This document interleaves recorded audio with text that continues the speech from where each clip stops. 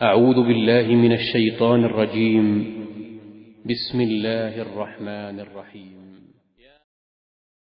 اللہ الرحمن الرحیم۔ السلام علیکم ورحمۃ اللہ وبرکاتہ۔ بات کریں گے خواب کے اندر سورہ ابراہیم کی تلاوت کرنے کے حوالے سے کہ اگر کسی نے خواب کے اندر سورہ ابراہیم کی تلاوت کی ہے تو اس کے لیے اس کا تلاوت کرنا کیسا ہے، اس کی کیا تعبیر ہے، اس حوالے سے مکمل طور پر وضاحت کریں گے۔ اس سے پہلے آپ سے یہ گزارش ہے کہ اگر آپ نے ہمارے چینل کو سبسکرائب نہیں کیا تو ضرور سبسکرائب کریں، کیونکہ روزانہ اسلام فقہ مسائل اور خوابوں کی تعبیرات کے حوالے سے ویڈیوز اپلوڈ کی جاتی ہیں۔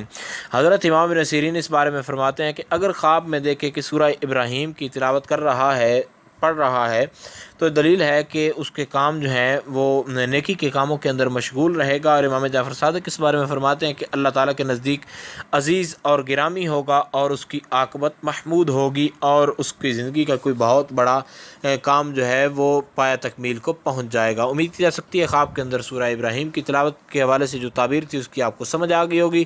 پھر بھی اگر آپ کو کوئی ڈاؤٹ ہو تو آپ نیچے کامنٹ میں پوچھ سکتے ہیں، انشاءاللہ تعالیٰ آپ کو آگاہ کر دیا جائے گا۔ السلام علیکم ورحمۃ اللہ وبرکاتہ۔